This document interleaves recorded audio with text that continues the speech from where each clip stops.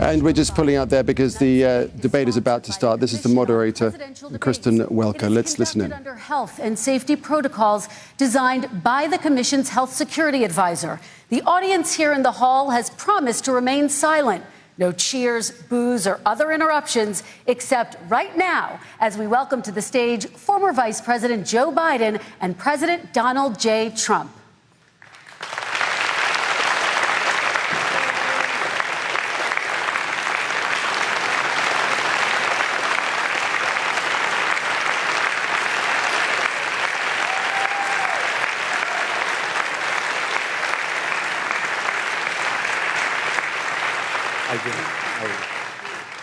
And I do want to say a very good evening to both of you. This debate will cover 6 major topics. At the beginning of each section, each candidate will have 2 minutes uninterrupted to answer my first question. The debate commission will then turn on their microphone only when it is their turn to answer, and the commission will turn it off exactly when the 2 minutes have expired.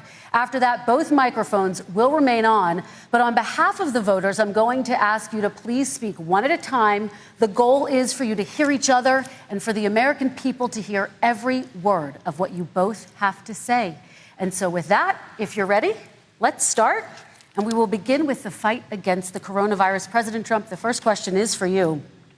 The country is heading into a dangerous new phase. More than 40,000 Americans are in the hospital tonight with COVID, including record numbers here in Tennessee. And since the two of you last shared a stage, 16,000 Americans have died from COVID. So please be specific. How would you lead the country during this next stage of the coronavirus crisis? 2 minutes uninterrupted. So, as you know, 2.2 million people modeled out were expected to die. We closed up the greatest economy in the world in order to fight this horrible disease that came from China. It's a worldwide pandemic. It's all over the world. You see the spikes in Europe and many other places right now. If you notice, the mortality rate is down 85%. The excess mortality rate is way down and much lower than almost any other country. And we're fighting it, and we're fighting it hard. There is a spike. There was a spike in Florida, and it's now gone. There was a very big spike in Texas. It's now gone. There was a very big spike in Arizona. It's now gone. And there are some spikes and surges in other places. They will soon be gone. We have a vaccine that's coming. It's ready.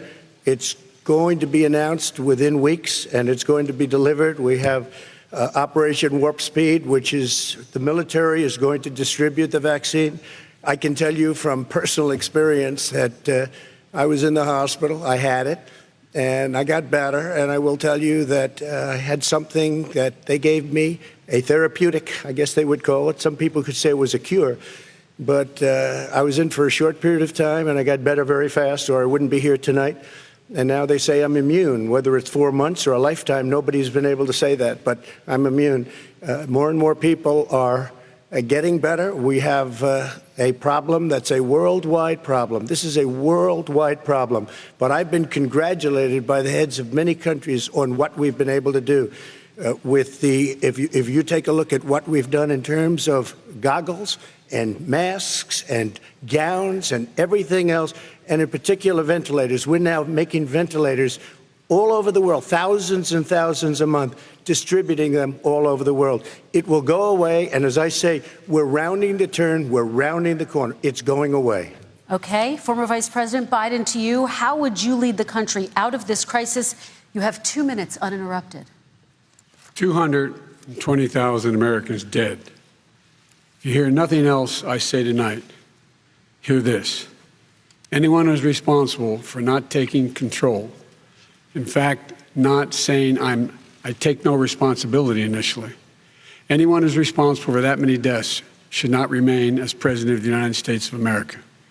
We're in a situation where there are 1,000 deaths a day now, 1,000 deaths a day. And there are over 70,000 new cases per day. Compared to what's going on in Europe, as the New England Medical Journal said, they're starting from a very low rate. We're starting from a very high rate. The expectation is we'll have another 200,000 Americans dead between now and the end of the year. If we just wore these masks, the president's own advisors have told him, we could save 100,000 lives. And we're in a circumstance where the president thus far and still has no plan, no comprehensive plan. What I would do is make sure we have everyone encouraged to wear a mask all the time. I would make sure we move in the direction of rapid testing, investing in rapid testing. I would make sure that we set up national standards as to how to open up schools and open up businesses so they can be safe and give them the wherewithal, the financial resources to be able to do that. We're in a situation now where the New England Medical Journal, one of the most serious journals in the whole world, said for the first time ever that the way this president has responded to this crisis has been absolutely tragic. And so, folks, I will take care of this. I will end this. I will make sure we have a plan. President Trump, I'd like to follow up with you in your comments. You talked about taking a therapeutic. I assume you're referencing Regeneron. You also said a vaccine will be coming within weeks. Yes. Is that a guarantee? No, it's not a guarantee, but it will be by the end of the year. But I think it has a good chance. There are two companies, I think, within a matter of weeks, and it will be distributed very quickly. Can you tell us which companies? Johnson & Johnson is doing very well. Moderna is doing very well. Pfizer is doing very well. And we have numerous others. Then we also have others that we're working on very closely with other countries, in particular Europe. Let me follow up with you, and because this is new information, you have said a vaccine is coming soon, within weeks now. Your own officials say it could take well into 2021 at the earliest for enough Americans to get vaccinated. And even then, they say the country will be wearing masks and distancing into 2022. Is your timeline realistic? No, I think my timeline is going to be more accurate. I don't know that they're counting on the military the way I do, but we have our generals lined up, one in particular that's the head of logistics. And this is a very easy distribution for him. He's ready to go as soon as we have the vaccine. And we expect to have 100 million vials. As soon as we have the vaccine, he's ready to go. Vice President Biden, your reaction, and just 40% of Americans say they would definitely agree to take a coronavirus vaccine if it was approved by the government. What steps would you take to give Americans confidence in a vaccine if it were approved? Make sure it's totally transparent. Have the scientists of the world see it, know it, look at it, go through all the processes. And by the way, this is the same fellow who told you this is going to end by Easter last time. This is the same fellow who told you that, don't worry, we're going to end this by the summer. We're about to go into a dark winter. And he has no clear plan, and there's no prospect that there's going to be a vaccine available for the majority of the American people before the middle of next year. President Trump, your reaction, he says you have no plan. I don't think we're going to have a dark winter at all. We're opening up our country. We've learned and studied and understand the disease, which we didn't at the beginning. When I closed and banned China from coming in heavily infected, and then ultimately Europe, but China was in January. Months later, he was saying I was xenophobic. I did it too soon. Now he's saying, oh, I should have, moved quicker. But he didn't move quicker. He was months behind me, many months behind me. And frankly, he ran the H1N1 swine flu, and it was a total disaster, far less lethal, but it was a total disaster. Had that had this kind of numbers, 700,000 people would be dead right now, but it was a far less lethal disease. Look, his own person who ran that for him, who, as you know, was his chief of staff, said it was catastrophic. It was horrible. We didn't know what we were doing. Now he comes up and he tells us how to do this. Also, everything that he said about the way every single move that he said we should make, that's what we've done. We've done all of it. But he was way behind us. Vice President Biden, your response. My response is he is xenophobic, but not because he shut down access from China. And he did it late after 40 countries had already done that. In addition to that, what he did, he made sure that we had 44 people that were in there in China trying to get to Wuhan to determine what exactly the source was. What did the president say in January? He said, no, he said, he's being transparent. The president of China is being transparent. We owe him a debt of gratitude. We have to thank him. And then what happened was we started talking about using the Defense Act to make sure we go out and get whatever is needed out there to protect people. And again, I go back to this. He had nothing. He did virtually nothing. And then he gets out of the hospital and he talks about, don't worry, it's all going to be over soon. Come on. There's not another serious scientist in the world who thinks it's going to be over soon. President Trump, your reaction? I say over soon. I say we're learning to live with it. We have no choice. We can't lock ourselves up in a basement like Joe does. He has the ability to lock himself up. I don't know. He's obviously made a lot of money someplace, but he has this thing about living in a basement. People can't do that. By the way, I, as the president, couldn't do that. I'd love to put myself in the basement or in a beautiful room in the White House and go away for a year and a half until it disappears. I can't do that. And Kirsten, every meeting I had, and I'd meet a lot of families, including Gold Star families and military families, every meeting I had, and I had to meet them. I had to. It would be horrible to have canceled everything. I said, you know, this is dangerous. And you catch it. And, you know, I caught it. I learned a lot. Great doctors, great hospitals. And now I recovered. 99.9% of young people recover. 99% of people recover. We have to recover. We can't close up our nation. We have to open our school, and we can't close up our nation, or you're not going to have a nation. And of course, the CDC has said young people can get sick with COVID-19 and can pass it. Vice President Biden, I want to talk broadly about strategy, though. Can I respond to that? 30 seconds, please, and then I have a question. No, number one, he says that we're learning to live with it. People are learning to die with it. You folks home will have an empty chair at the kitchen table this morning. That man or wife going to bed tonight and reaching over to try to touch out of habit where their wife or husband was, is gone. Learning to live with it. Come on. We're dying with it because he has never said, you said it's dangerous. When's the last time? Is it really dangerous still? Are we dangerous? You tell the people it's dangerous now? What should they do about the danger? And you say, I take no responsibility. Let me talk about your two. Excuse me, I take full responsibility. It's not my fault that he came here. It's China's fault. And you know what? It's not Joe's fault that he came here either. It's China's fault. They kept it from going into the rest of China for the most part, but they didn't keep it from coming out to the world, including Europe and ourselves. Vice President Biden.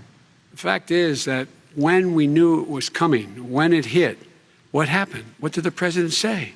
He said, don't worry, it's going to go away. Be gone by Easter. Don't worry. The warm weather. Don't worry. Maybe inject bleach. He said he was kidding when he said that, but a lot of people thought it was serious. A whole range of things the president has said. Even today, he thinks we are in control. We're about to lose 200,000 more people. President Trump. Look, perhaps just to finish this, I was kidding on that, but just to finish this, when I closed, he said I shouldn't have closed. And that went on for months. Nancy Pelosi said the same thing. She was dancing on the streets in Chinatown in San Francisco. But when I closed, he said, this is a terrible thing. You're xenophobic. I think he called me racist even. And because I was closing it to China. Now he says I should have closed it earlier. Joe, it doesn't work. I didn't say either of those things. You certainly did. You certainly did. I talked about a xenophobia in a different context. It wasn't about closing the border to Chinese coming to the United States. All right, I want to talk about both of your different strategies to handling this. He thought I shouldn't have closed the border. Well, that's obvious. Do you want to respond to that quickly, Vice President Biden? Okay. Let's talk about your different strategies toward dealing with this. Mr. Vice President, you suggested you would support new shutdowns if scientists recommended it. What do you say to Americans who are fearful that the cost of shutdowns, the impact on the economy, the higher rates of hunger, depression, domestic and substance abuse outweighs the risk of exposure to the virus? What I would say is I'm going to shut down the virus, not the country. It's his ineptitude that caused the country to have to shut down in large part. Why businesses have gone under, why schools are closed, why so many people have lost their living, and why they're concerned. Those other concerns are real. That's why he should have been, instead of in a sand trap in a golf course, he should have been negotiating with Nancy Pelosi and the rest of the Democrats and Republicans about what to do about the acts they were passing for billions of dollars to make sure people had the capacity. But you haven't ruled out more shutdowns. Well, no, I'm not shutting down the nation, but look, you need standards. The standard is if you have a reproduction rate in a community that's above a certain level, everybody says, slow up, more social distancing, do not open bars and do not open gymnasiums, do not open until you get this under control. under more control. But when you do open, give the people the capacity to be able to open and have the capacity to do it safely. For example, schools. Schools, they need a lot of money to open. They need to deal with ventilation systems. They need to deal with smaller classes, more teachers, more pods. And he's refused to support that money, or at least up to now. Let's talk about schools. President Trump, I think we have to respond, if I might. Please, and then I have a follow-up. Thank you, and I appreciate that. Look, all he does is talk about shutdowns, but forget about him. His Democrat governors, Cuomo in New York, you look at what's going on in California, you look at Pennsylvania, North Carolina, Democrats all, they're shut down so tight and they're dying. They're dying. And he supports all these people. All he talks about is shutdowns. No, we're not going to shut down, and we have to open our schools. And it's like, as an example, I have a young son. He also tested positive. By the time I spoke to the doctor the second time, he was fine. It just went away. Young people, I guess it's their immune system. Let me follow up with you, President Trump. You've demanded schools open in person and insist they can do it safe. But just yesterday, Boston became the latest city to move its public school system entirely online after a coronavirus spike. What is your message to parents who worry that sending their children to school will endanger not only their kids, but also their teachers and families? I want to open the schools. The transmittal rate to the teachers is very small, but I want to open the schools. We have to open our country. We're not going to have a country. You can't do this. We can't keep this country closed. This is a massive country with a massive economy. People are losing their jobs. They're committing suicide. There's depression, alcohol, drugs at a level that nobody's ever seen before. There's abuse, tremendous abuse. We have to open our country. You know, I've said it often. The cure cannot be worse than the problem itself. And that's what's happening. And he wants to close down. He'll close down the country if one person in our massive bureaucracy says we should close it down. Vice President Biden, your response. Simply not true. We ought to be able to walk and chew gum at the same time. We ought to be able to safely open, but when they need resources to open.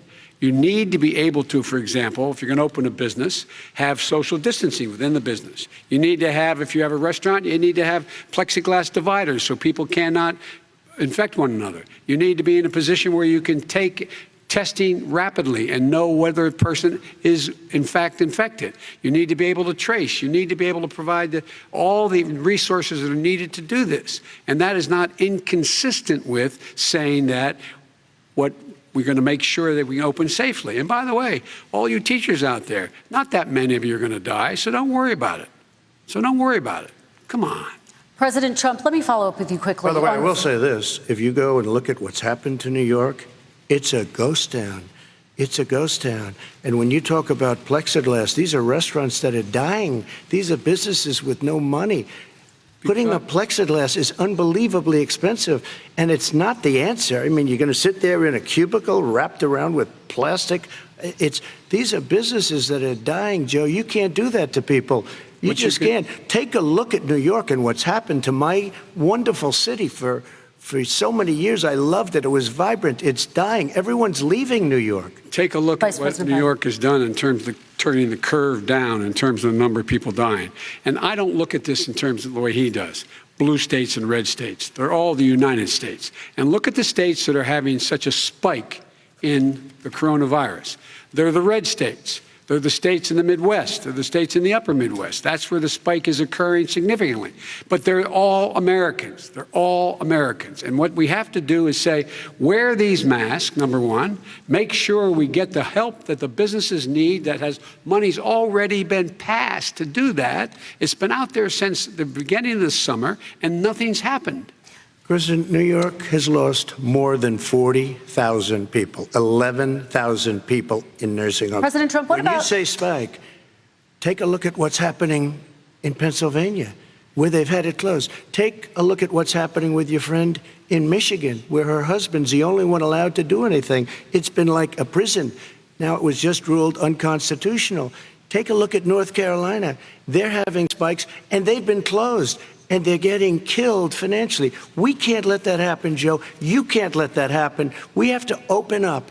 And we understand the disease. We have to protect our seniors. We have to protect our elderly. We have to protect especially our seniors with heart problems and diabetes problems. And we will protect them. We have the best testing in the world by far. That's why we have so many cases. Let me follow up with you before we move on to our next section. President Trump, this week you called Dr. Anthony Fauci, the nation's best-known infectious disease expert, quote, a disaster. You described him and other medical experts as, quote, idiots. If you're not listening to them, who are you listening to as you fight this? I'm listening to all of them, including Anthony. I get along very well with Anthony. But he did say, don't wear masks.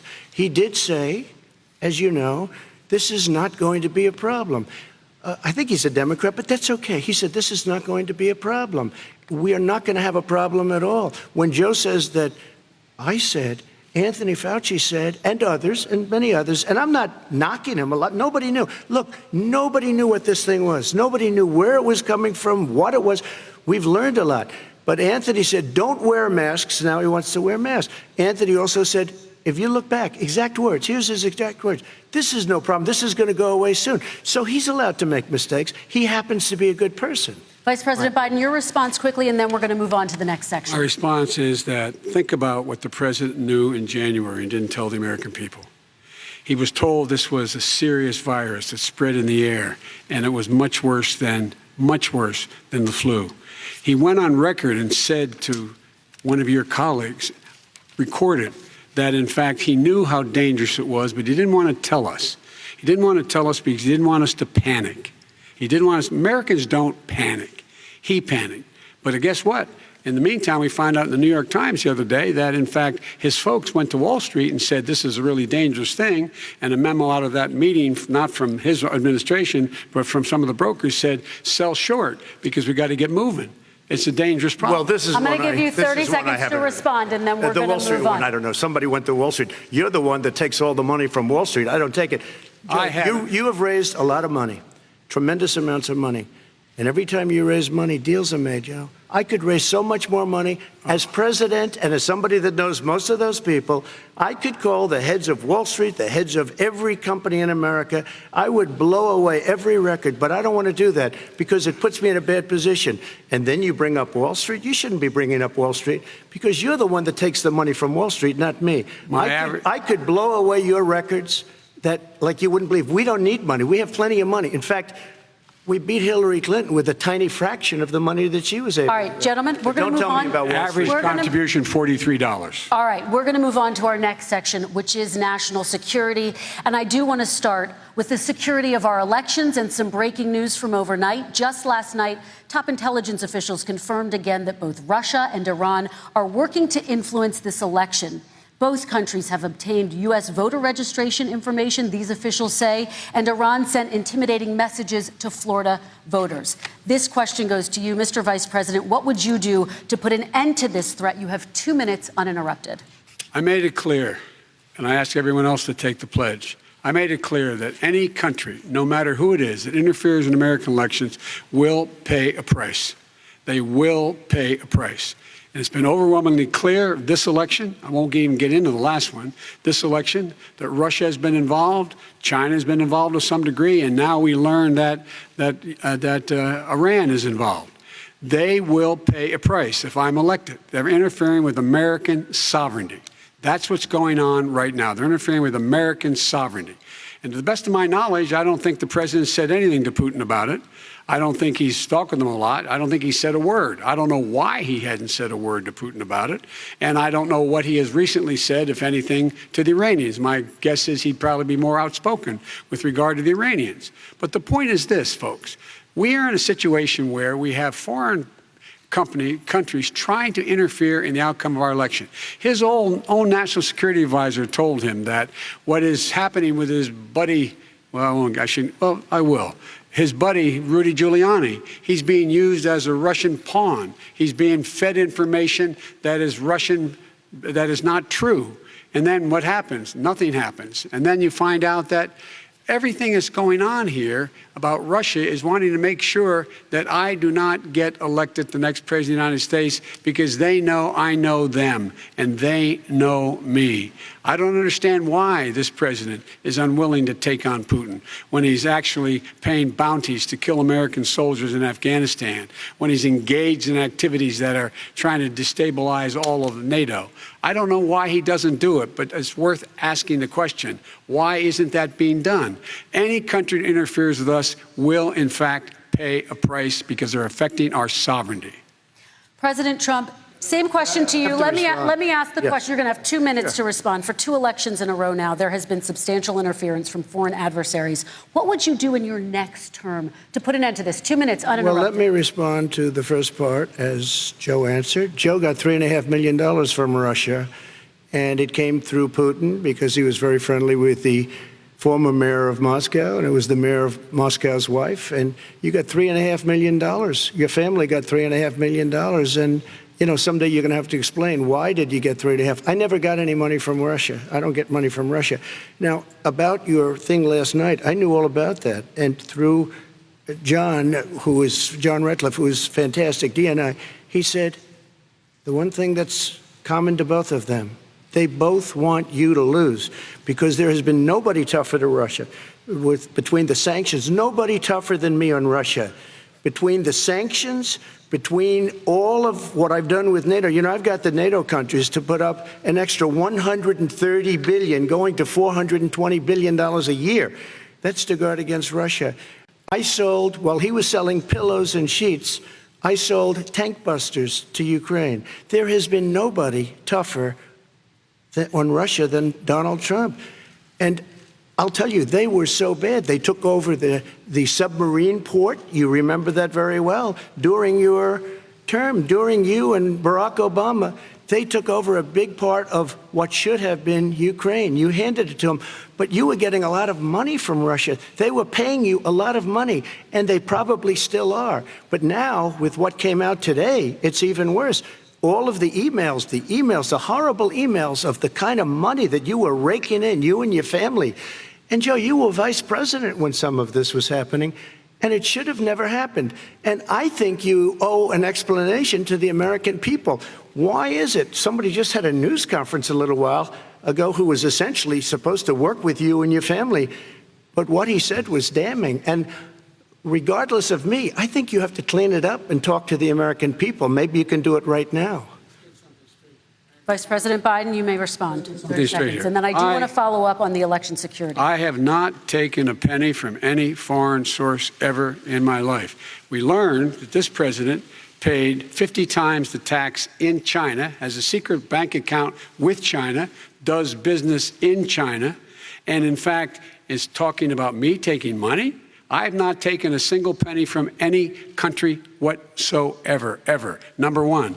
Number two, this is a president, I have released all of my tax returns, 22 years. Go look at them. 22 years of my tax return. You have not released a single solitary year of your tax return. What are you hiding? Why are you unwilling? The foreign countries are paying you a lot. Russia's paying you a lot. China's paying you a lot. And your hotels and all your businesses all around the country, all around the world. And China's building a new road to a new a golf course you have overseas. So what's going on here? Why don't release your tax return or stop talking about corruption? President Trump, your response. First of all, I called my accountants under audit. I'm going to release them as soon as we can. I want to do it, and it'll show how successful, how great this company is. But much more importantly than that, people were saying $750. I asked them a week ago, I said, what did I pay? They said, sir, you prepaid tens of millions of dollars. I prepaid my tax. Tens over the last number of years. Tens of millions of dollars I prepaid, because at some point they think it's an estimate. They think I may have to pay tax. So I already prepaid it. Nobody told me that. Did your accountant Nobody tell told you that. Excuse them? me. And it wasn't written whenever they write this. They keep talking about $750, which I think is a filing fee. But let me just tell you, I prepaid millions and millions of dollars in taxes. Number one. Number two, I don't make money from China. You do. I don't make money from Ukraine. You do. I don't make money from Russia.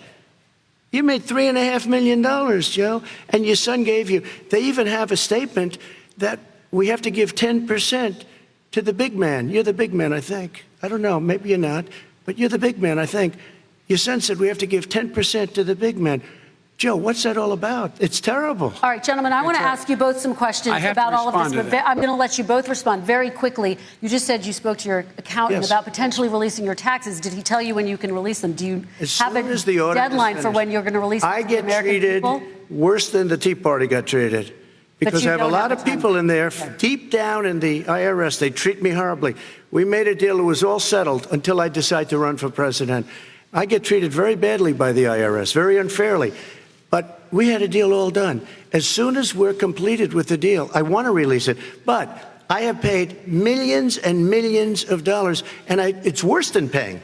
I paid in advance. It's called prepaying your taxes. I paid in advance. I want to ask you both about questions regarding your potential foreign entanglements and questions that have been raised to give you both a chance to talk about this more broadly. Respond very quickly, and then I'll get to my question. Why did he's been saying this for 4 years? Show us. Just show us. Stop playing around. You've been saying for 4 years you're going to release your taxes. Nobody knows it, Mr. President. What they do know is you're not paying your taxes, or you're paying taxes that are so low. When last time he said what he paid, he said, I only pay that little because I'm smart. I know how to game the system. Come on. Come on, folks. So, President Trump, and then I want to get to two questions to both of you on this. I was put through a phony witch hunt for 3 years. It started before I even got elected. They spied on my campaign. No president should ever have to go through what I went through. Let me just say this. Mueller and 18 angry Democrats and FBI agents all over the place spent $48 million. They went through everything I had, including my tax returns, and they found absolutely no collusion and nothing wrong. $48 million. I guarantee you, if I spent $1 million on you, Joe, I could find plenty wrong. Because the kind of things that you've done and the kind of monies that your family has taken, I mean, your brother made money in Iraq, millions of dollars. Your other brother made a fortune, and it's all through you, Joe. And they say you get some of it, and you do live very well. You have houses all over the place. You live very well. All right, gentlemen, let me just ask some questions about all of this broadly. Vice President Biden, there have been questions about the work your son has done in China and for a Ukrainian energy company when you were vice president. In retrospect, was anything about those relationships inappropriate or unethical? Nothing was unethical. Here's what the deal. With regard to Ukraine, we had this whole question about whether or not, because he was on the board, I later learned of a Burisma, a company, that somehow I had done something wrong. Yet every single solitary person, when he was going through his impeachment, testifying under oath who worked for him, said, I did my job impeccably. I carried out U.S. policy. Not one single solitary thing was out of line. Not a single thing, number one. Number two, the guy who got in trouble in Ukraine was this guy trying to bribe the Ukrainian government to say something negative about me, which they would not do and did not do because it never, ever, ever happened. My son has not made money in terms of this thing about, what are you talking about, China. I have not had, the only guy who made money from China is this guy. He's the only one. Nobody else has made money from China. President Trump, let me ask my question to you. But could I just, one thing? Very quickly. His son didn't have a job for a long time, was sadly no longer in the military service. I won't get into that. And he didn't have a job. As soon as he became vice president, Burisma, not the best reputation in the world. I hear they paid him $183,000 a month. Listen to this. $183,000, and they gave him a $3 million upfront payment. All right. And he had no energy. I'm going to let the vice president respond to that quickly, and then I need dishonest. to get to a question to you. Very quickly. No basis for that. Everybody investigated that. No one said anything he did was wrong in Ukraine.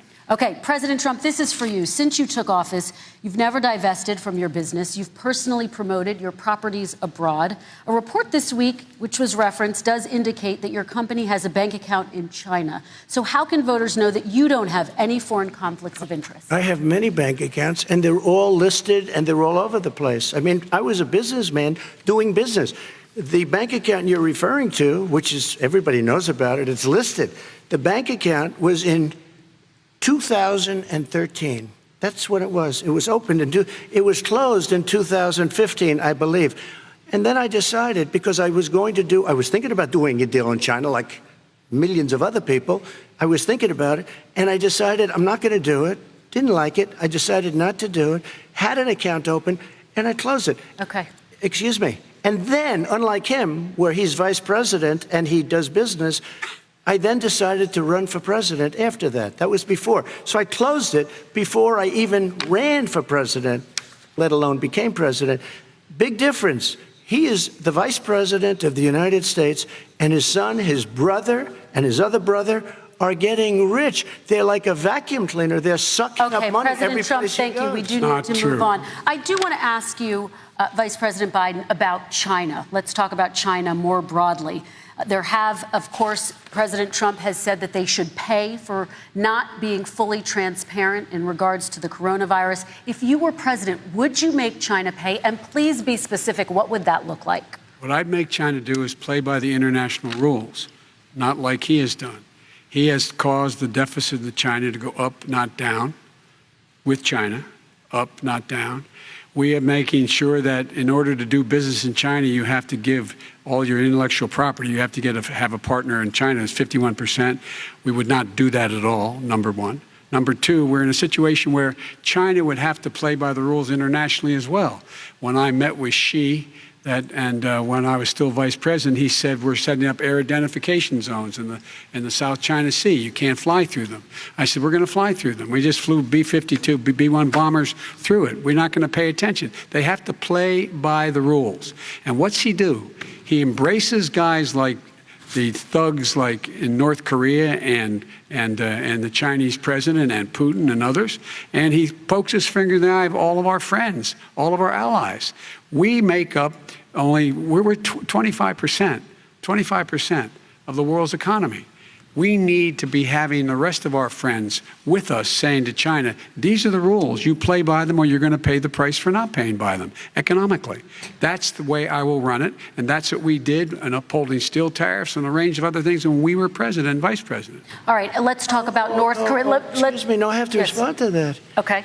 Very quickly, and then we're going to move on to North Korea. With $1.5 billion from China to manage after spending 10 minutes in office and being in Air Force Two, number one. Number two, there's a very strong email talking about your family wanting to make $10 million a year for introductions. President Trump, on China policy, though, what specifically are you going to do? What specifically are you going to do to make China pay? You've said you're going to make them pay. China is paying. They're paying billions and billions of dollars. I just gave $28 billion. New sanctions? I just gave $28 billion to our farmers. Taxpayers' money. It's what? Taxpayers' money. Didn't come from China. China. You know, the taxpayer it's called China. China paid true. $28 billion, and you know what they did to pay it, Joe? They devalued their currency, and they also paid up. And you know who got the money? Our farmers, our great farmers, because they were targeted. You never charged them anything. Also, I charged them 25% on dumped steel because they were killing our steel industry. We were not going to have a steel industry. Okay. And now we have a steel industry. Okay, Vice President Biden, your response, please. Our response is, look, this isn't about, there's a reason why he's bringing up all this malarkey. There's a reason for it. He doesn't want to talk about the substantive issues. It's not about his family and my family. It's about your family. And your family's hurting badly.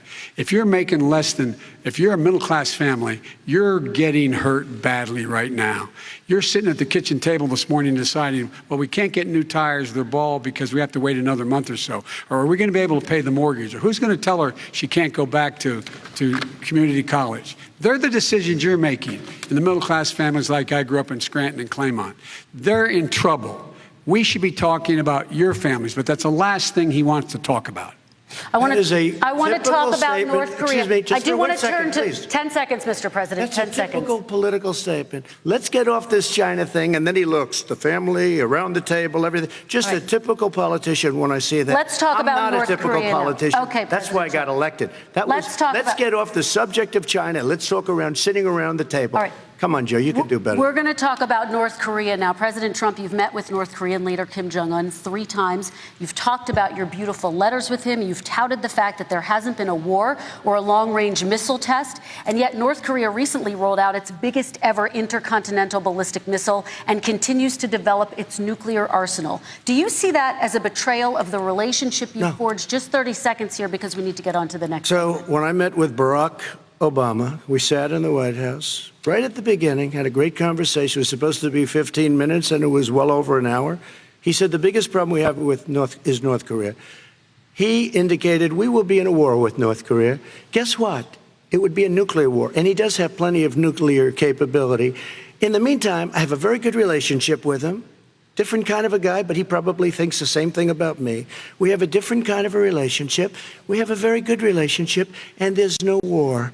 And, you know, about 2 months ago, he broke into a certain area. They said, oh, there's going to be trouble. I said, no, they're not, because he's not going to do that. And I was right. Look, instead of being in a war where millions of people, Seoul, you know, is 25 miles away, millions and millions, 32 million people in Seoul. Millions of people would be dead right now. President Trump, that's 30 seconds. Thank you. Vice President Biden, to you. North Korea conducted 4 nuclear tests under the Obama administration. Why do you think you would be able to rein in this persistent threat? Because I'd make it clear, which we were making clear to China, they had to be part of the deal. Because here's the I made it clear, and as a spokesperson of the administration when I went to China, that they said, why are you moving your missile defense up so close? Why are you moving more forces here? Why are you continuing to do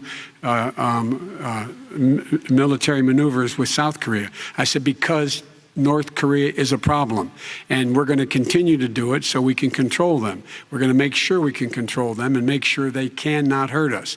And so if you want to do something about it, step up and help. If not, it's going to continue. What has he done? He's legitimized North Korea. He's talked about his good buddy, who's a thug, and he talks about how we're better off. And they have much more capable missiles, able to reach U.S. territory much more easily than ever did before. Let me follow up with you, Vice President Biden. You've said you wouldn't meet with Kim Jong-un without preconditions. Are there any conditions under which you would meet with him? On the condition that he would agree that he would be drawing down his nuclear capacity to get the Korean Peninsula should be a nuclear-free zone.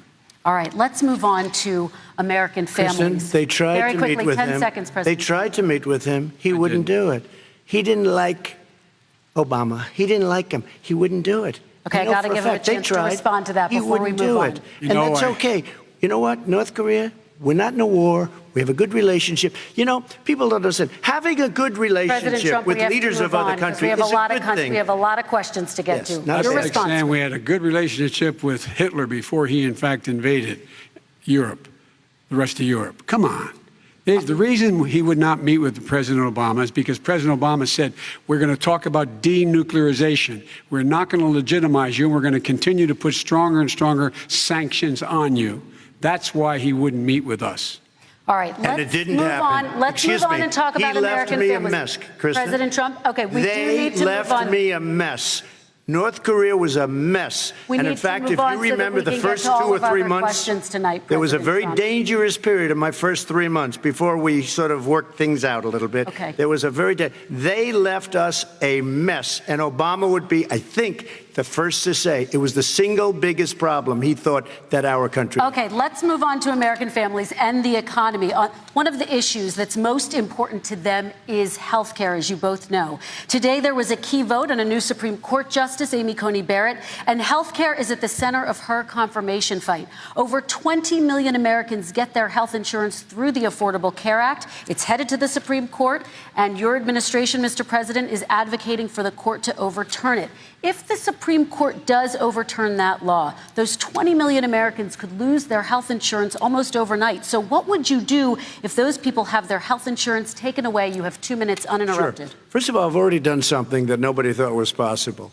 Through the legislature, I terminated the individual mandate. That is the worst part of Obamacare, as we call it.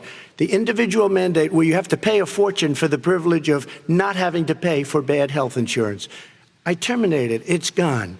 Now it's in court because Obamacare is no good. But then I made a decision. Run it as well as you can to my people, great people. Run it as well as you can. I could have gone the other route and made everybody very unhappy.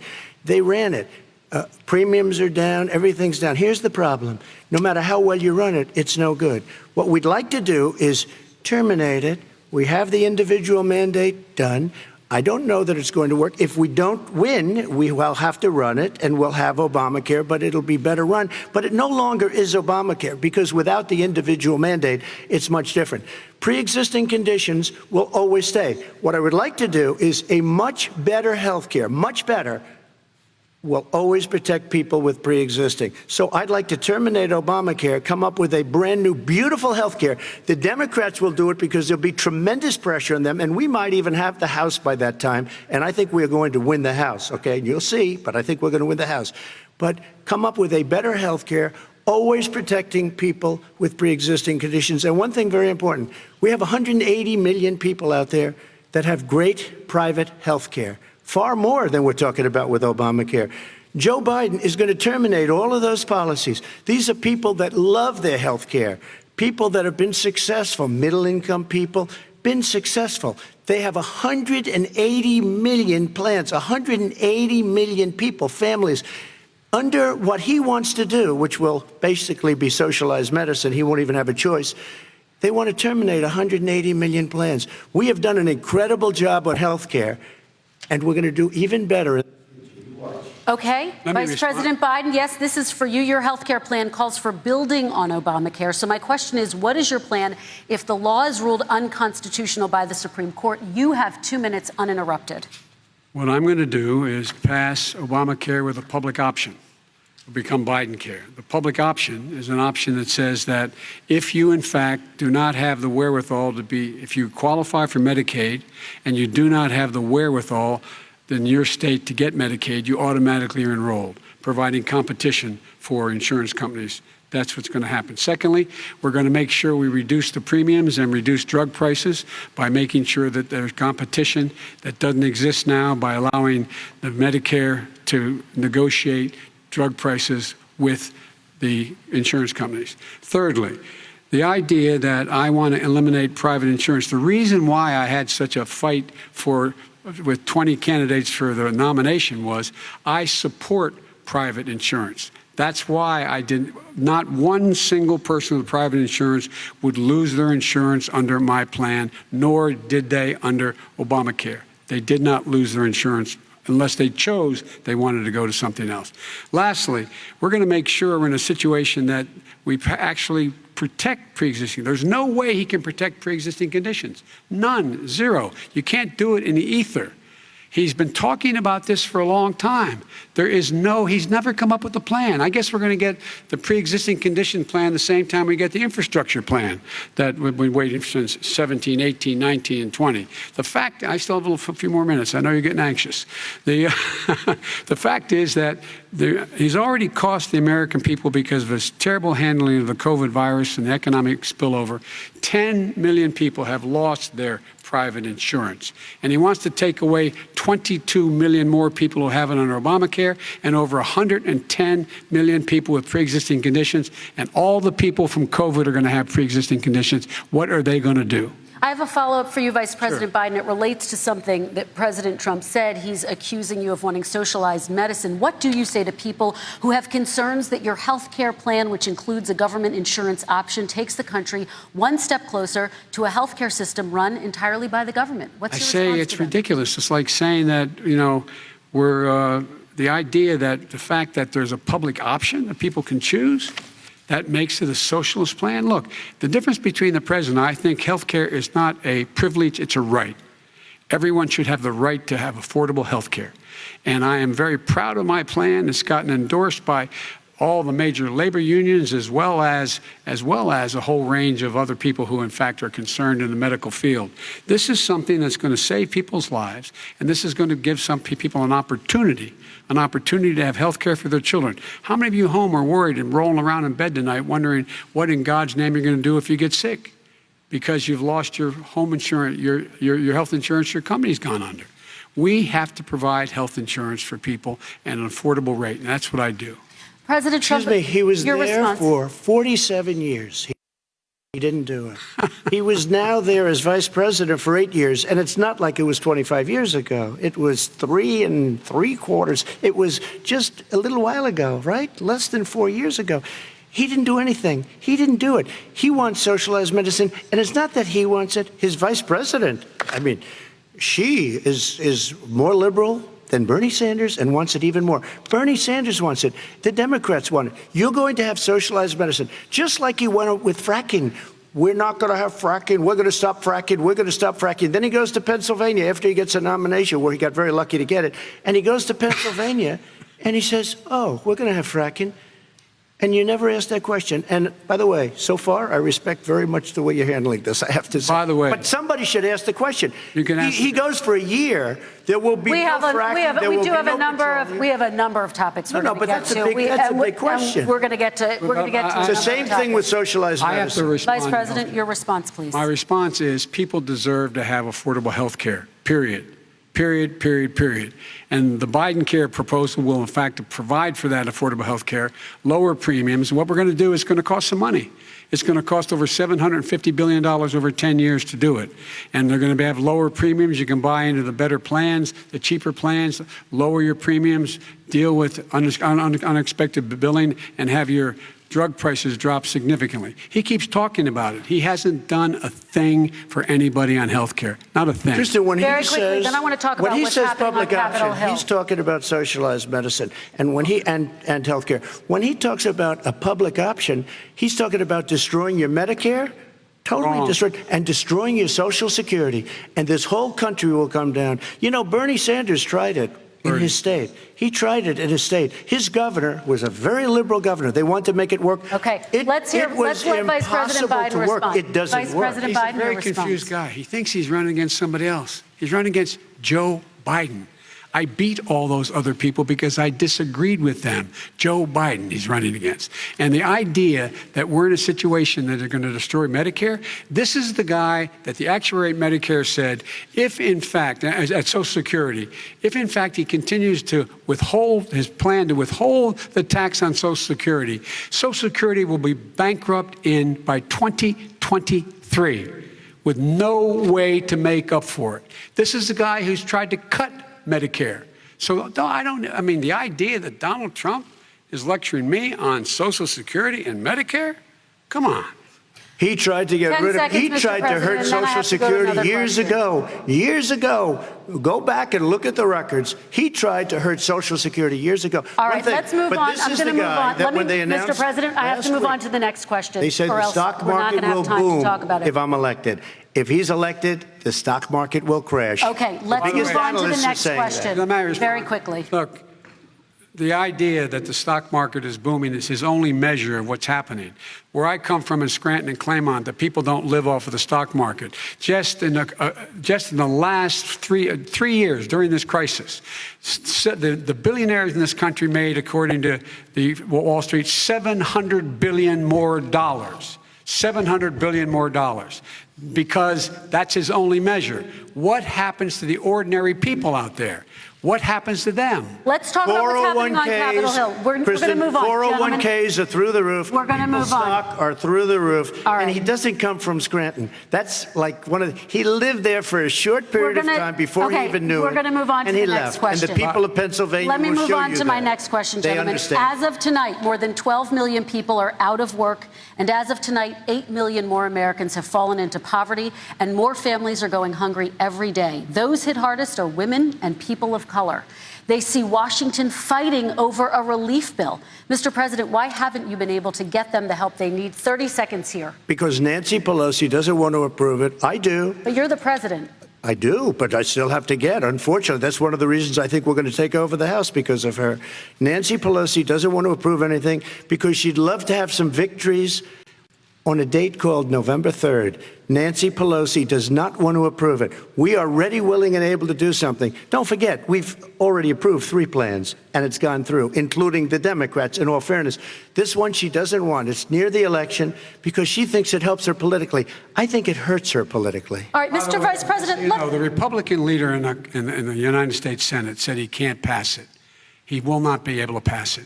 He does not have Republican votes. Why isn't he talking to his Republican friends? Let me follow up with you, Vice President If we made a Biden, deal, because the Republicans let me will ask pass Vice President Biden a question. You are the leader of the Democratic Party. Why have you not pushed the Democrats to get a deal for the American people? Well, I have, and they have pushed it. Look, they passed this act all the way back in the beginning of the summer.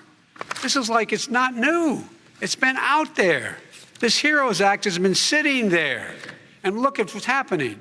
When I was in charge of the Recovery Act with $800 billion, I was able to get $145 billion to local communities that have to balance their budgets and states that have to balance their budgets, so then have to fire firefighters, teachers, first responders, law enforcement officers, so they could keep their cities and counties running. He will not support that. They have not done a thing for them. And Mitch McConnell said, let them go bankrupt.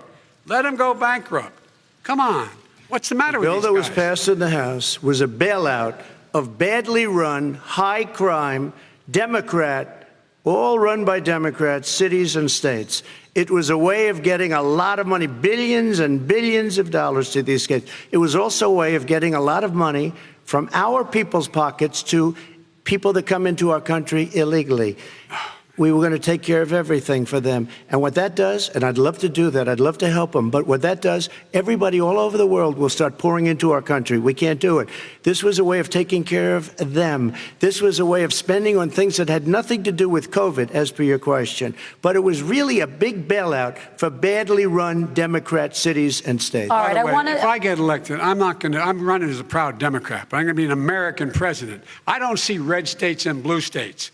What I see is American, United States. And folks, every single state out there finds themselves in trouble. They're going to start laying off, whether they're red or blue, cops, firefighters, first responders, teachers, because they have to balance their budget. And the founders were smart. They allowed the federal government to deficit spend to compensate for the United States of America. I want to talk about the minimum wage, gentlemen. Mr. Vice President, we are talking a lot about struggling small businesses and business owners these days. Do you think this is the right time to ask them to raise the minimum wage? You, of course, support a $15 federal minimum wage. I do, because I think one of the things we're going to have to do is we're going to have to bail them out, too. We should be bailing them out now, those small businesses. You got 1 in 6 of them going under. They're not going to be able to make it back. They passed a package that allows us to be able to call PPP. Money is supposed to go to help them do everything from organize how they can deal with their businesses being open safely. Schools, how they can make classrooms smaller, how they can hire more teachers, how they can put ventilation systems in. They need the help. The businesses as well as the schools need the help. But these guys will not help them. Is not giving them any of the money. We are going to move on to immigration, one thing very but I quickly, want to get your reaction. We have to help our small businesses by raising the minimum wage. That's not helping. I think it should be a state option. Alabama is different than New York. New York is different from Vermont. Every state is different. It should be a state option. You said very recently. We have to help. It's very important. We have to help our small businesses. How are you helping your small businesses when you're forcing wages? What's going to happen, and what's been proven to happen, is when you do that, these small businesses fire many of their employees. You said very recently you would consider raising the federal minimum wage to $15 an hour. You said recently you would consider raising the federal minimum wage to $15 an hour. Is that still the case? And I would consider it to an extent, but what I really like, in a second administration, but not to a level that's going to put all these businesses out of business. It should be a state option. Look, I've lived in different places. I know different places. They're all different. Some places, $15 is not so bad. In other places, other states, $15 would be Okay, President Trump, thank you. Quick response, Vice President Biden. 2 jobs, 1 job, be below poverty. People are making $6, $7, $8 an hour. These first responders, we all clap for as they come down the street because they've allowed us to make it. What's happening? They deserve a minimum wage of $15. Anything below that puts you below the poverty level. And there is no evidence that when you raise the minimum wage, businesses go out of business. That is simply not true. We're going to talk about immigration. We're going to talk about immigration now, gentlemen, and we're going to talk about families within this context. Mr. President, your administration separated children from their parents at the border, at least 4,000 kids. You've since reversed your zero-tolerance policy, but the United States can't locate the parents of more than 500 children. So how will these families ever be reunited? Children are brought here by coyotes and lots of bad people, cartels, and they're brought here, and they used to use them to get into our country. We now have as strong a border as we've ever had. We're over 400 miles of brand new wall. You see the numbers, and we let people in, but they have to come in legally, and they come in through merit. But how will you reunite these kids with their families, Let me just tell you, Mr. President? they built cages. You know, they used to say, I built the cages, and then they had a picture in a certain newspaper, and it was a picture of these horrible cages, and they said, look at these cages. President Trump built them, and then it was determined they were built in 2014. That was him. Do you have They a built plan to cages. reunite the kids? Yes, with we're their working on families? it we're trying very hard. But a lot of these kids come out without the parents. They come over through cartels and through coyotes and through gangs. Vice President Biden, let me bring you into this 525 conversation. Quick response and then another question to you. These 500 plus kids came with parents. They separated them at the border to make it a disincentive to come to begin with. Real tough. We're really strong. And guess what? They cannot, it's not coyotes didn't bring them over. Their parents were with them. They got separated from their parents. And it makes us a laughing stock and violates every notion of who we are as a nation. Let me ask you a follow-up Kristen, question. they did it. We changed the policy. Your response they to that? They did it. We changed. did not They built the separate cages. Who built the cages, Joe? Let's talk about what Who we're built the talking about. cages, Let's Joe? talk about what we're talking about. What happened? Parents were ripped, their kids were ripped from their arms and separated. And now they cannot find over 500 of sets of those parents, and those kids are alone. Nowhere to go. Nowhere to go. It's criminal. It's criminal. Let me ask Kristen, you I will about say this. immigration. They went 10 down. We seconds, and brought then I need to ask reporters, you. everything. They are so well taken care of. They're in facilities that were so clean. But some and of them have gotten haven't been such reunited But with their just ask families. one question.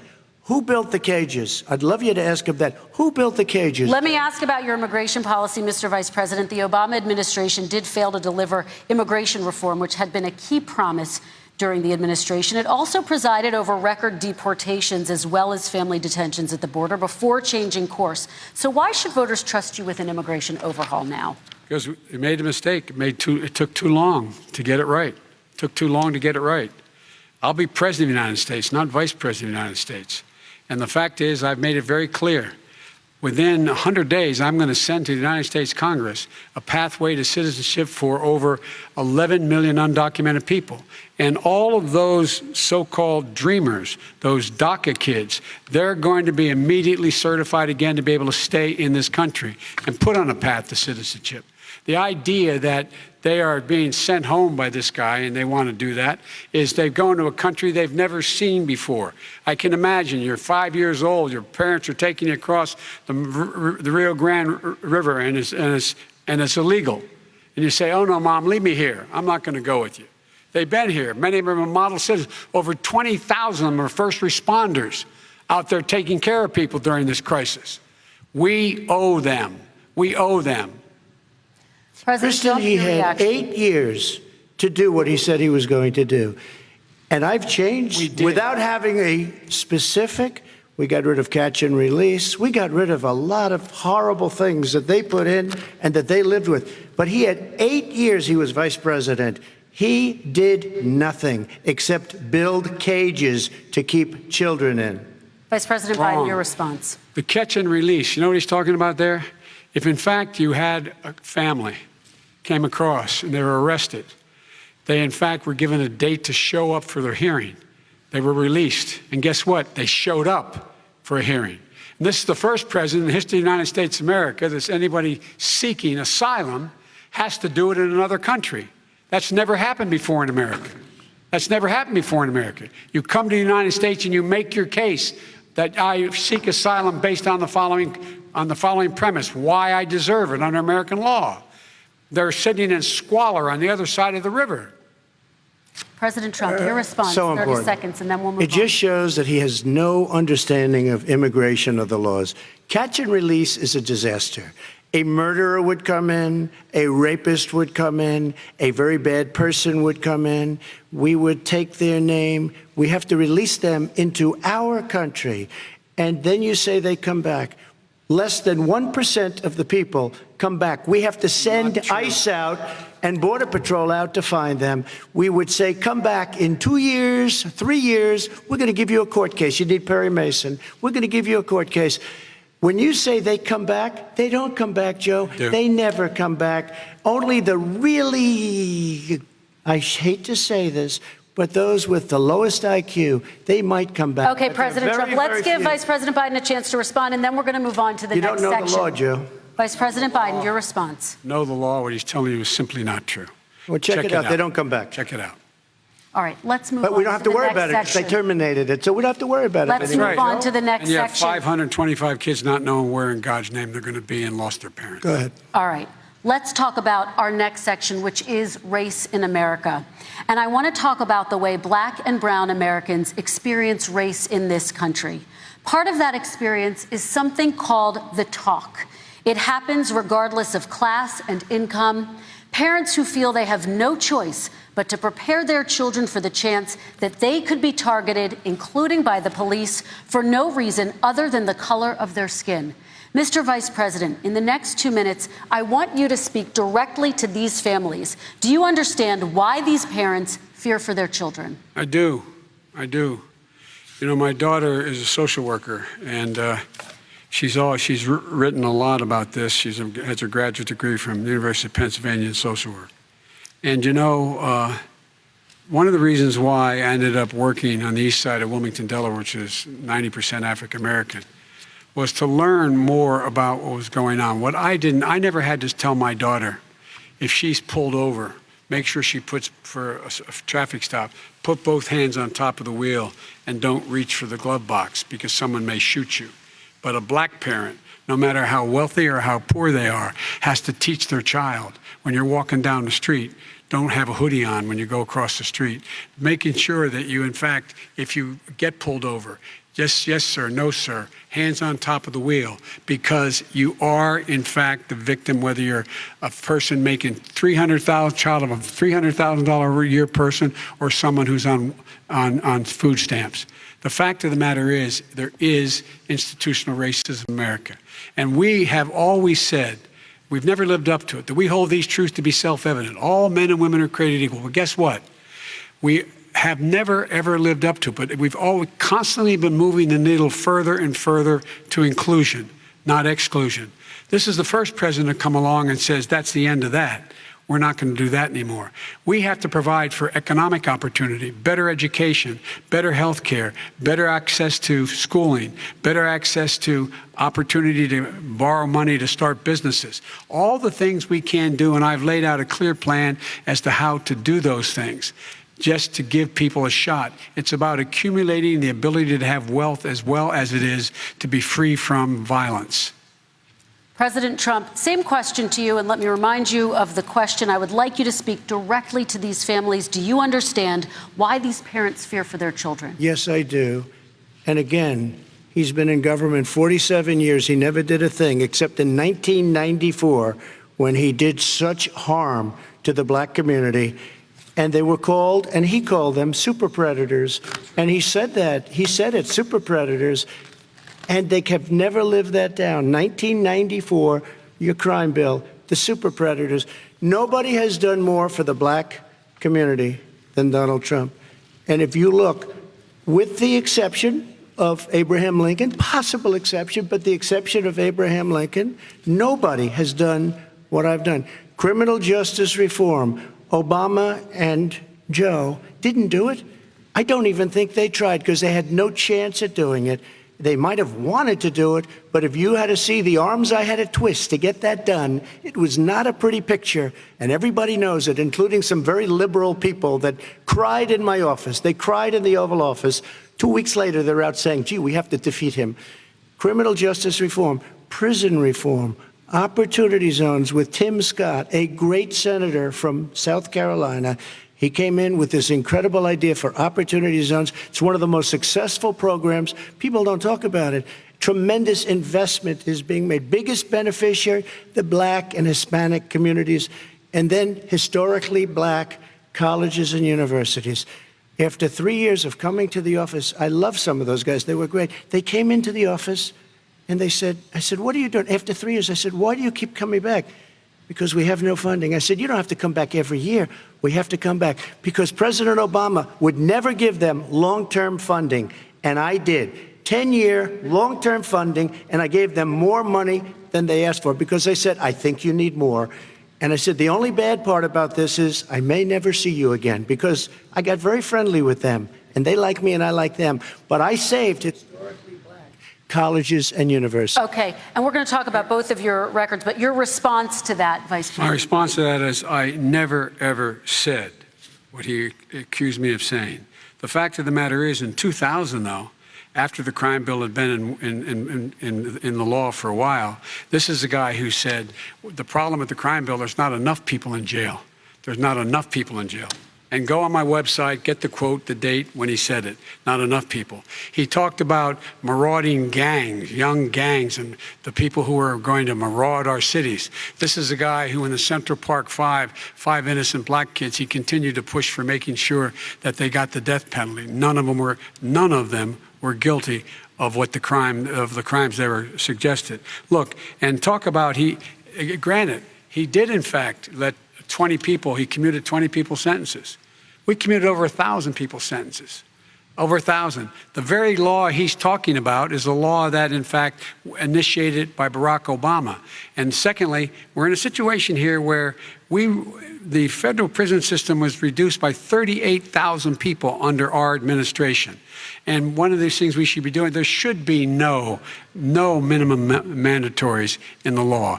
That's why I'm offering $20 billion to states to change their state laws to eliminate minimum mandatories and set up drug courts. No one should be going to jail because they have a drug problem. They should be going to rehabilitation, not to jail. We should fundamentally change the system, and that's what I'm going to do. But why didn't he do it 4 years ago? Why didn't you do that 4 years ago, even less than that? Why didn't you do it? You were vice president. You keep talking about all these things you're going to do, and you're going to do this.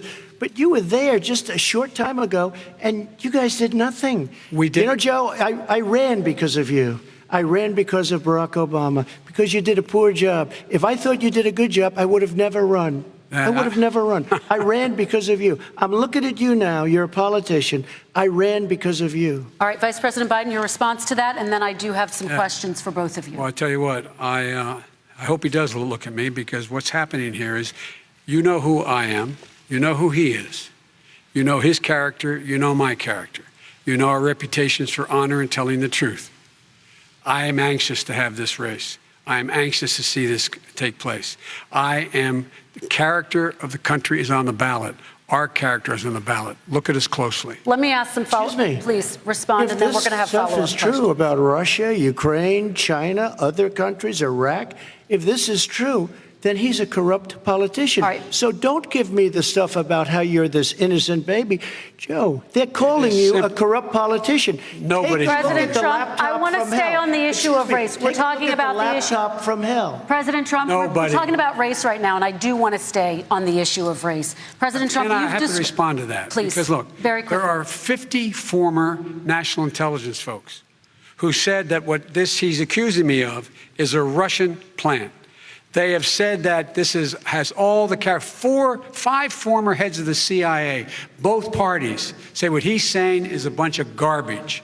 Nobody believes it except his and his good friend Rudy Giuliani. You mean the laptop is now another Russia hoax? That's exactly what. Is this where you're going? This is where he's going. The laptop is Russia. Gentlemen, I want to stay on the issue of race. You have to be kidding. Here we go again with Russia. We're going to continue on the issue of race. Mr. President, you've described the Black Lives Matter movement as a symbol of hate. You've shared a video of a man chanting white power to millions of your supporters. You've said that black professional athletes exercising their First Amendment rights should be fired.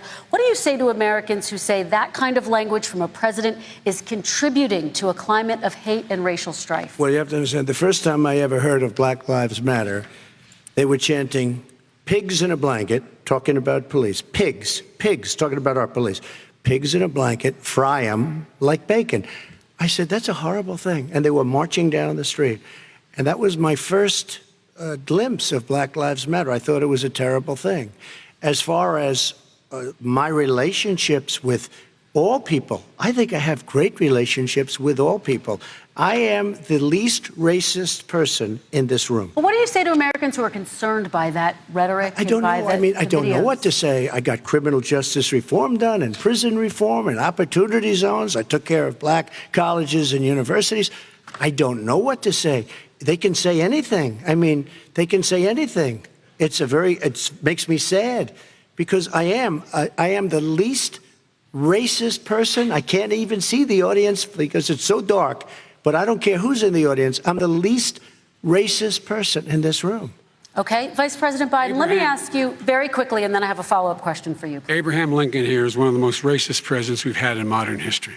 He pours fuel on every single racist fire.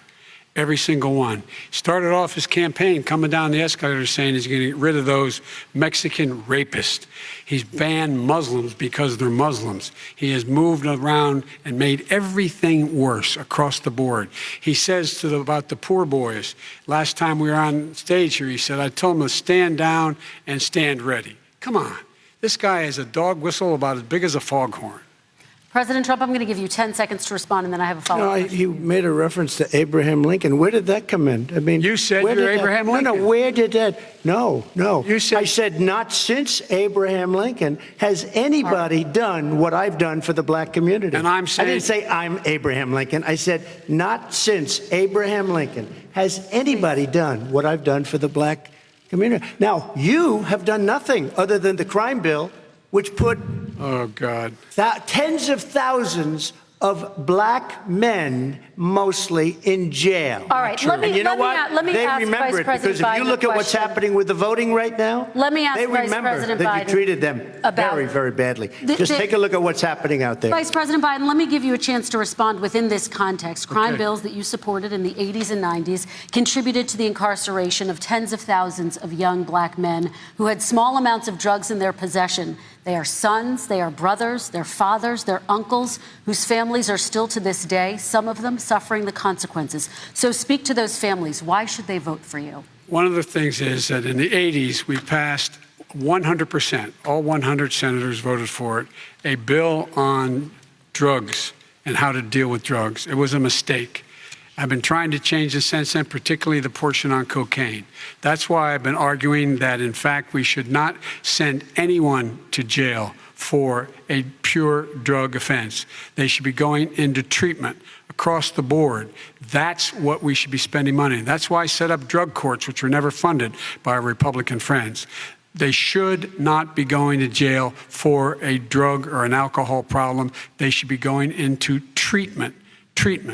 That's what we've been trying to do. That's what I'm going to get done, because I think the American people have now seen that, in fact, it was a mistake to pass those laws relating to drug. But they were not in the crime bill. But why didn't he get it done? See, it's all talk, no action with these politicians. Why didn't he get it done?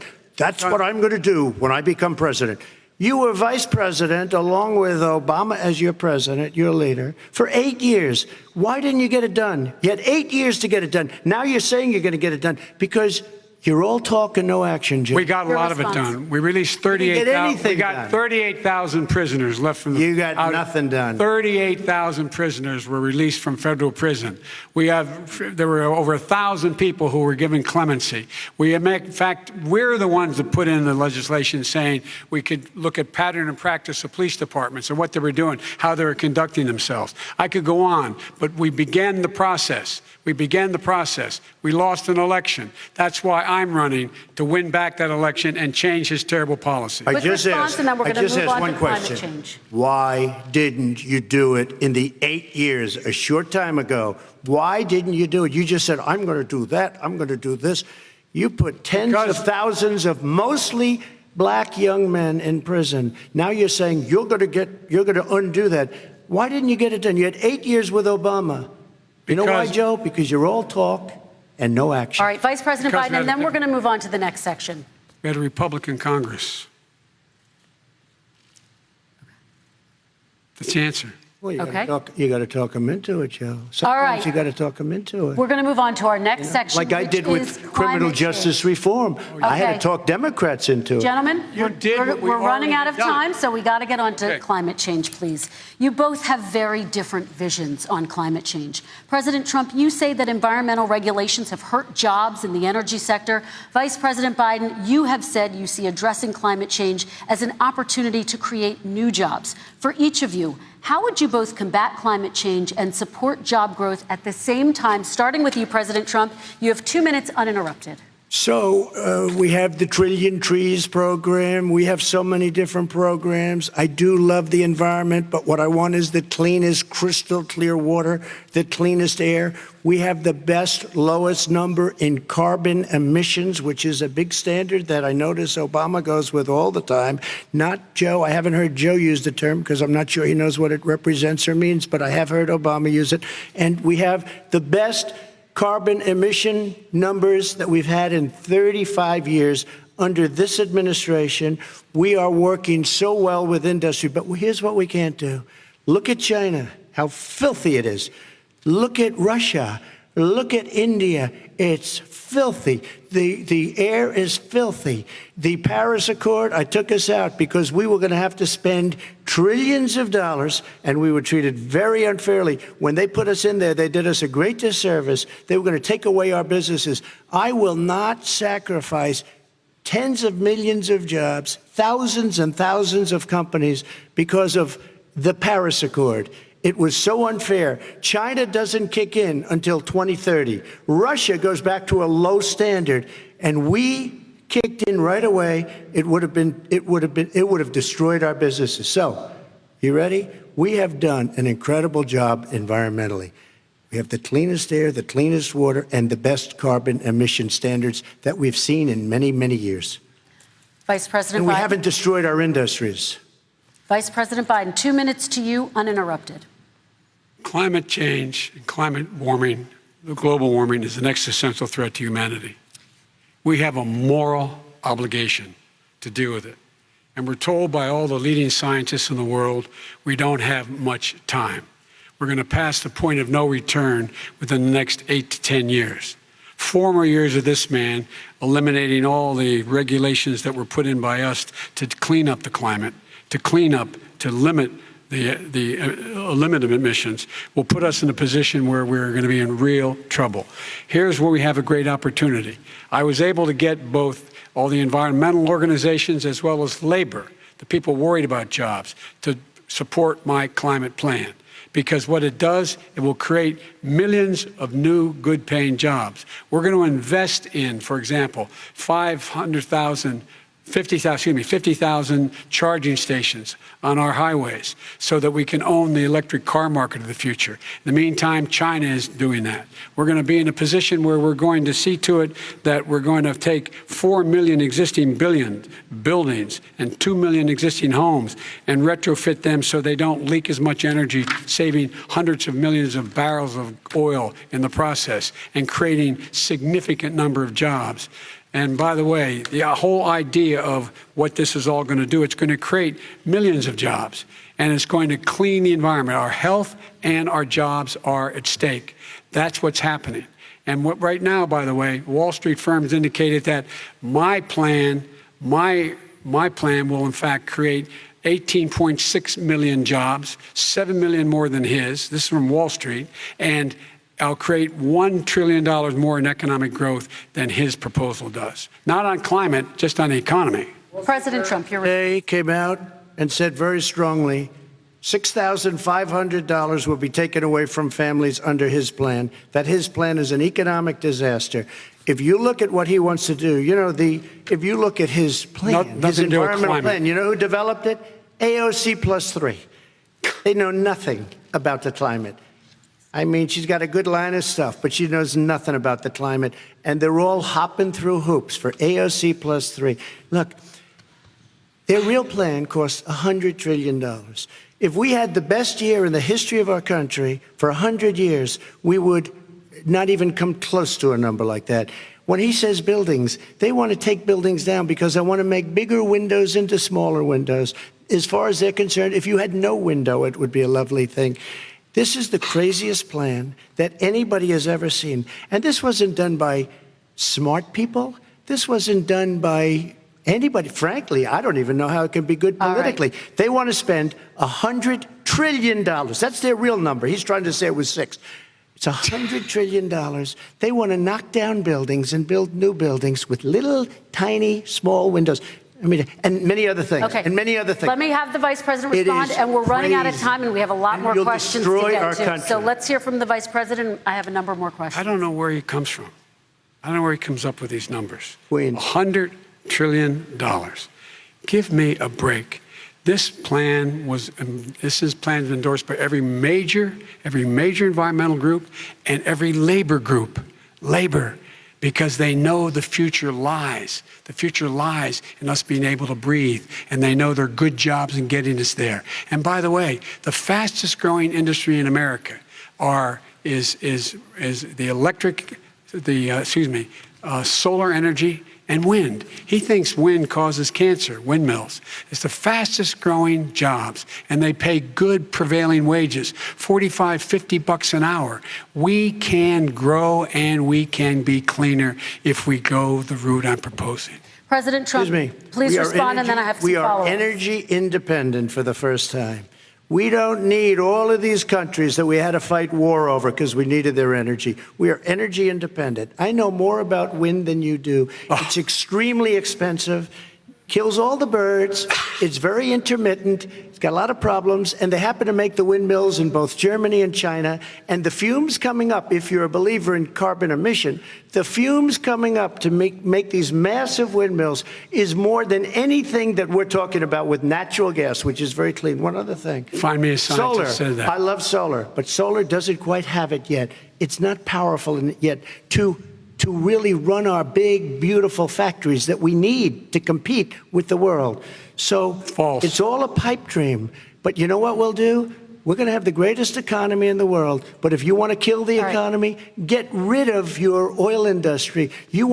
And what about fracking? All right, let me allow Vice President Biden to respond. I never said I oppose fracking. You said it on tape. I did. Show the tape. Put it on your website. I'll put it on. Put it on the website. The fact of the matter is he's flat lying. Would you rule out banning fracking? I do rule out banning fracking because the answer, we need other industries to transition to get to ultimately a complete zero emissions by 2025. What I will do with fracking over time is make sure that we can capture the emissions from the fracking, capture the emissions from gas.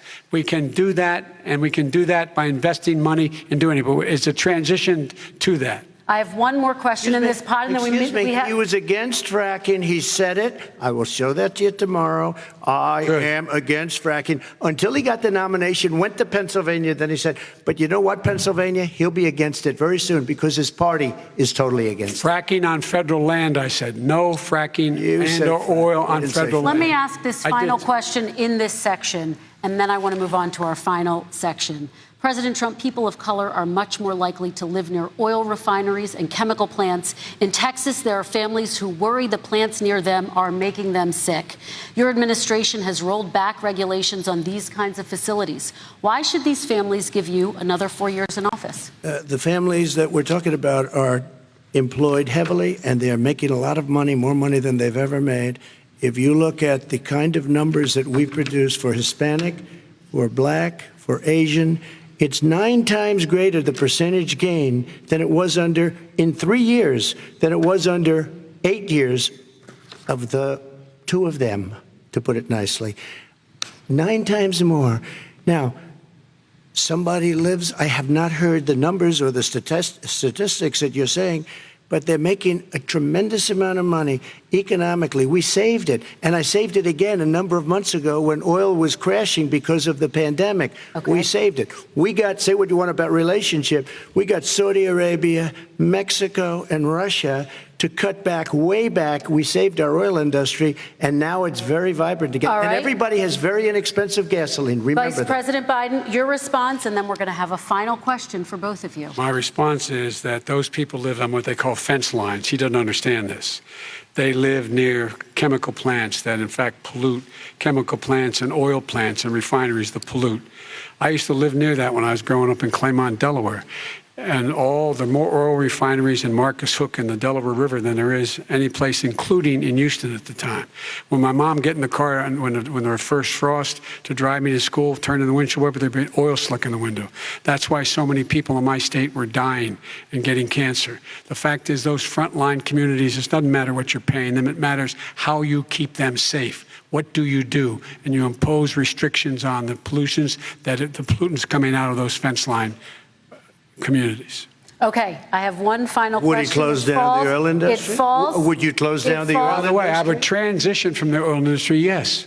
Oh, I will that's transition. a big statement. It is a big statement. That's a because big statement. I would stop. Why would you do that? Because the oil industry pollutes significantly. I see. And here's the deal. But That's you a can't big do statement. that. Well, if you let me finish the statement, because it has to be replaced by renewable energy over time. And I'd stop giving to the oil industry, I'd stop giving them federal subsidies. He won't give federal subsidies to the gas, to solar and wind. Yeah. Why are we giving it to oil industry? We actually do give All right. it to solar and wind. We And have that's one maybe the final biggest question. statement in terms of business. That's the biggest statement. Okay. Because We have basically one what he's final saying question, is he is Mr. going to President. destroy the oil industry. Okay. Will you remember that, Texas? Will you remember that, Pennsylvania, Oklahoma? Vice President Biden, let me give you 10 seconds to respond, and then Ohio. I have to get to the final question. Vice President Biden.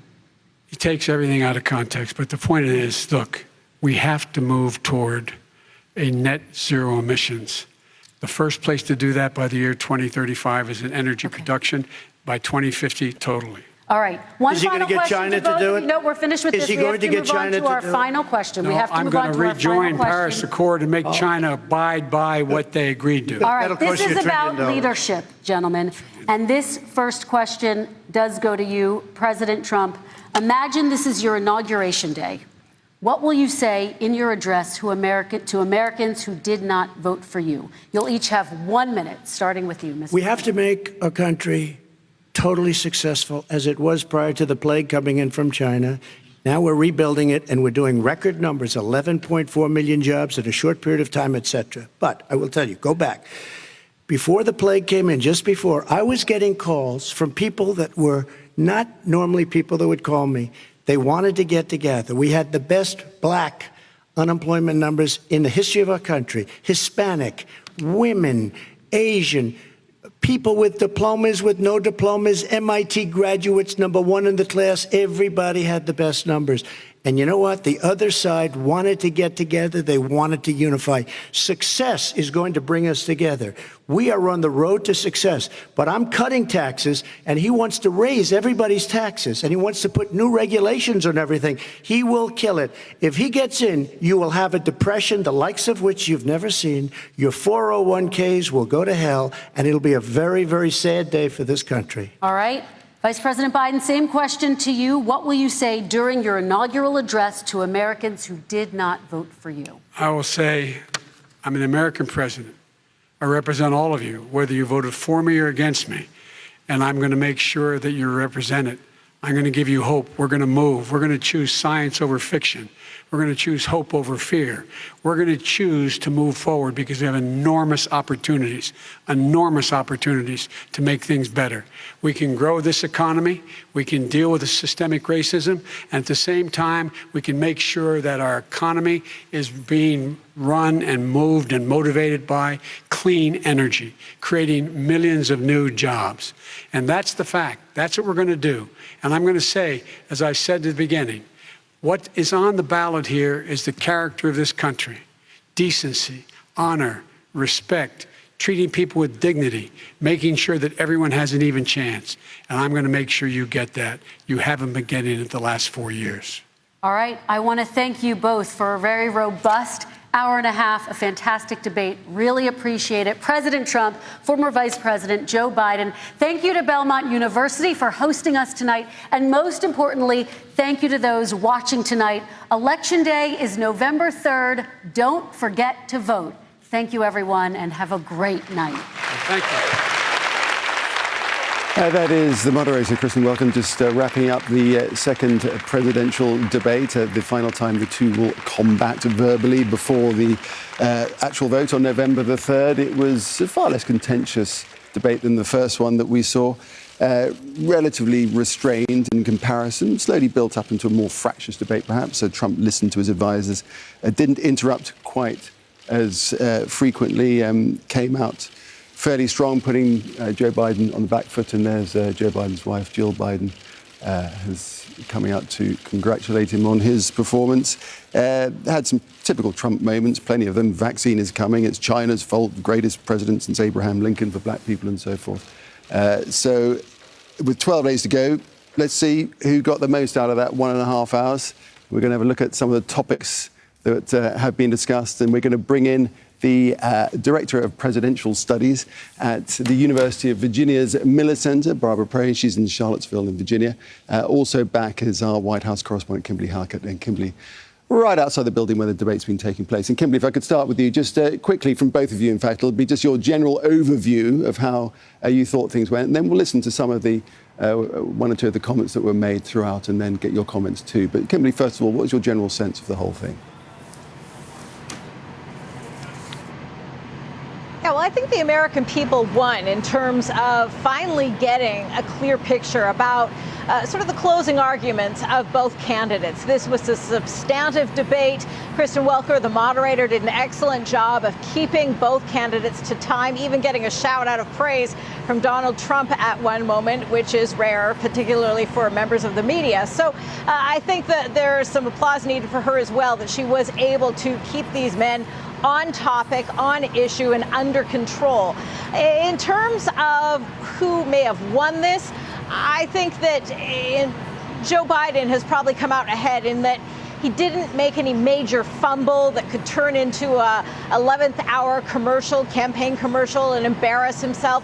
He did stumble a few times. He did at points struggle a little bit with those accusations of mental acuity, forgetting a few names, but nothing major that would really play well in an attack ad, if you will. Now, in terms of Donald Trump, he really tried hard repeatedly to bring up the issue of the foreign entanglements that Joe Biden may have had. It didn't seem to come off as well as his campaign would have hoped. In fact, it did at one point kind of blow back on the president in terms of his own foreign business dealings. So that seems to be a fail on the part of the president in terms of his strategy.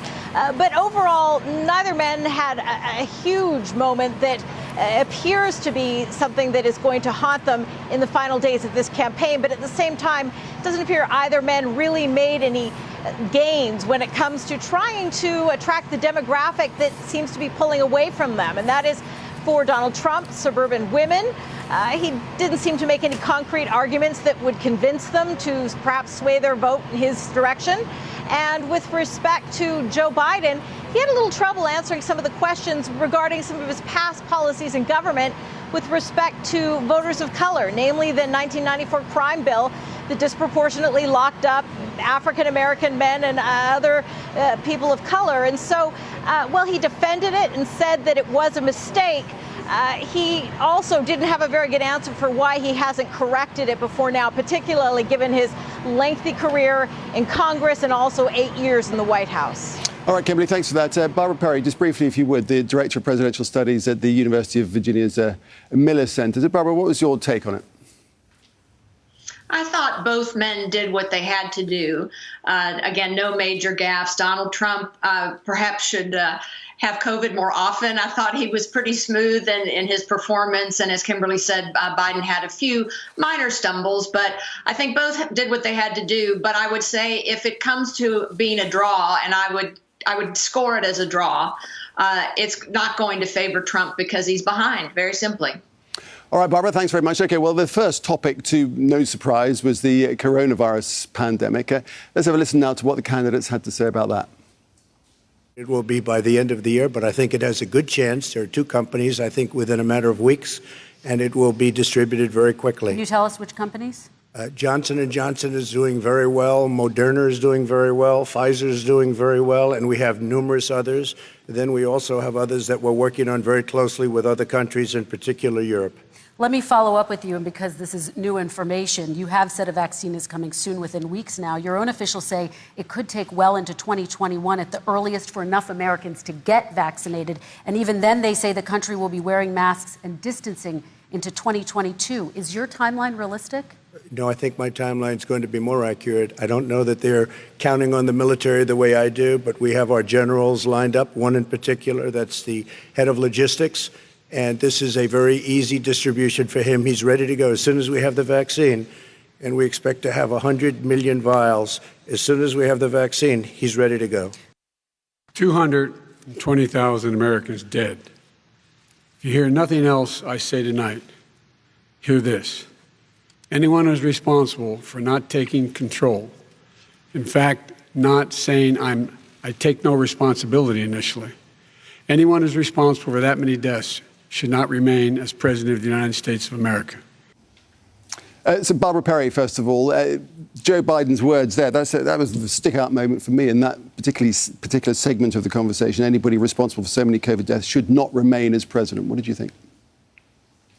Yes, that was a powerful moment, certainly, for the former vice president. I think if you view these debates as a boxing match and each set of questions as a round, that I would say that round went to Vice President Biden because of the way he expressed it, but just starting out with 220,000 Americans dead. And in the case of Trump, making a case about vaccines. And we know that the American people, by and large, the majority, do not trust him in his word on vaccines. So I think actually the Biden position was just perfectly stated at that point. Right. And Kimberly, on this subject, Biden was strong as well when he said that he looks at blue states and red states, referring to Donald Trump. I talk about the United States.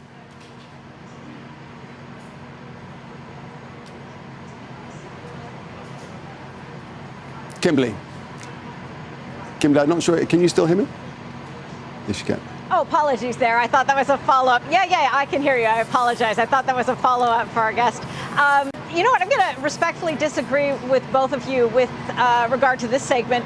I thought that Donald Trump held his own, at least, even had a few zingers, if you will, with respect to the issue of how they handled the pandemic. Donald Trump came out very strong and said, look, we're going to have to learn to live with it. We don't all have the luxury of hiding in our basement like Joe does. In other words, he appealed to working class Americans who have had to go out and risk their lives and almost portrayed Joe Biden as somewhat elitist, having the luxury of being able to pick and choose when he leaves. And I think that could play well with Donald Trump's base and actually also reach out potentially to working class Americans. We know disproportionately, again, it's been communities of color that have had to go out and work and have not been able to have the work from home type of jobs that tend to be in the higher wage scales. So that's one point. And the other point that I think is with regard to that is that Donald Trump really spoke to something that a lot of Americans are dealing with right now, and that is depression, suicides, drug dependency as a result of being locked up. So essentially, he made the argument that the cure can't be worse than the virus itself, and I think that will also resonate with Americans. So I think depending on where you stand, you could make the argument that both men handled that portion of the debate fairly well, and it was important they do so because it really set the tone for the rest of the debate, given the fact that it came somewhat early in the questioning. Right, and it's certainly two sides of the argument, isn't it? All right, well, Joe Biden has accused Donald Trump of being one of the most racist presidents in modern history. Let's listen to that. He pours fuel on every single racist fire. Every single one. Started off his campaign coming down the escalator saying he's going to get rid of those Mexican rapists. He's banned Muslims because they're Muslims. He has moved around and made everything worse across the board. He says about the poor boys. Last time we were on stage here, he said, I told them to stand down and stand ready. Come on. This guy has a dog whistle about as big as a foghorn. The first time I ever heard of Black Lives Matter, they were chanting, pigs in a blanket, talking about police. Pigs, talking about our police. Pigs in a blanket, fry them like bacon. I said, that's a horrible thing. And they were marching down the street. And that was my first glimpse of Black Lives Matter. I thought it was a terrible thing. As far as my relationships with all people, I think I have great relationships with all people. I am the least racist person in this room. Yeah, and Kimberly, that's an argument we've heard from Donald Trump before, isn't it? And he then went on to talk about how he's been the greatest president for black people, perhaps since Abraham Lincoln. Yeah, I don't know why, personally, Donald Trump continues to repeat that, because it never has played well. I mean, just to give you context, I think most of our international viewers know that Abraham Lincoln is one of the most revered presidents in the United States. He has a monumental sort of statue of him on the Washington Mall. And this is really a man that is well respected, whether you're Democrat or Republican, for what he did in the early years of the United States, what he did for communities of color with emancipation. And so for Donald Trump to make that claim that he has done as much, if not more, than Abraham Lincoln is really not endearing him to many Americans, because it's kind of a pedestal for which most Americans cannot stand on. At the same time, you know, Donald Trump did, prior to COVID-19 hitting the United States, did build on and put in place policies that had helped tremendously communities of colors, particularly when it came to unemployment, when it came to getting better wage jobs. And so he's trying to tout that. It is a success, one that at times it appears he has not been given enough credit for. But at the same time, those lingering accusations that he speaks out of both sides of his mouth when it comes to communities of color, that, and you heard it there in the soundbite, that he talked about the things he's done for the community, but he also doesn't seem to grasp some of the concerns coming from that community as well, or those communities as well, given the fact that there are a disproportionate number of communities, or rather individuals of color, that are arrested by white police officers. And prior to most people having a video camera on their cell phone, these things were not reported, were not investigated. Now all of that has changed. The light has been shone, but it appears that a president who seems to be, you know, and is in his mid-70s, just doesn't really have a grasp of the situation and how it is hurting those communities in ways that can't be repaired with economics alone. Right. And Barbara, what were your thoughts about how President Trump's words would resonate with communities of color? I can't see very well that, again, yes, maybe the unemployment rate was low before COVID hit, or the plague from China, as he calls it. So you can't argue with that. But things have obviously not been going well in employment for African Americans in this country, certainly since the COVID epidemic hit. So that's one issue. And for the president to tell these tall tales that he's the least racist person in that room of 200 or so people, and that he's the greatest president for African Americans since Abraham Lincoln. I do wonder why Vice President Biden didn't say, could we talk a little bit about a fellow Democrat, Lyndon Johnson, and the Civil Rights Act of 64 and the Voting Rights Act of 65. I do wish he would bring those things up. And it was also one of those unfortunate misspeaks for Vice President Biden. He mentioned the poor boys. That's a sandwich in the United States instead of the Proud Boys. But I think most people in the communities of color know that there is systemic racism in the United States, and they won't be persuaded, most of them, by the president's words tonight. All right. Well, Obamacare has been a big target for the Trump administration, and Joe Biden says that millions will be robbed of their health care if Trump stays in power. He's already cost the American people, because of his terrible handling of the COVID virus and the economic spillover, 10 million people have lost their private insurance. And he wants to take away 22 million more people who have it under Obamacare and over 110 million people with pre-existing conditions. And all the people from COVID are going to have pre-existing conditions. What are they going to do? I'd like to terminate Obamacare, come up with a brand new, beautiful health care. The Democrats will do it because there'll be tremendous pressure on them, and we might even have the House by that time. And I think we're going to win the House, okay? You'll see, but I think we're going to win the House. But come up with a better health care, always protecting people with pre-existing conditions. And one thing very important, we have 180 million people out there that have great private health care, far more than we're talking about with Obamacare. Joe Biden is going to terminate all of those policies. Yeah, Kimberly, healthcare, very, very important issue for all Americans. What were your thoughts about this segment? Yeah, one of the strategies I observed Donald Trump trying to do there is something that he has done in different forms and fashions on the campaign trail as well, and that is try to portray Joe Biden as reflective of and representative of the more further left, or what some would say extreme left section of the Democratic Party. You heard him talk about his running mate there, Kamala Harris, as well, kind of portraying her as being radical or radical leftist. So what he did in this segment is he essentially tried to scare Americans, saying, look, if they get in, they're going to take away the health care that you really like, that millions of Americans do have, and they're going to push through and expand Obamacare. It's not just going to be roughly 30 million that have it. It'll be for all Americans, and the government's going to take control. What this is he's trying to make the case that they're going to transform the United States into a socialist nation. And this country is a country with a capitalist backbone, and that gets a lot of Americans nervous. That's why it's been so difficult to push forward health care reforms in Congress, in the White House for many, many years, even decades. So you heard Joe Biden kind of fighting back there, saying, look at, having a public option, as he called it, or having the government in control of some aspects of health care, what makes that socialist? He said there would be an option, but other people would still be able to keep their health care. He tried to kind of pivot on that and really downplay the accusations by the president.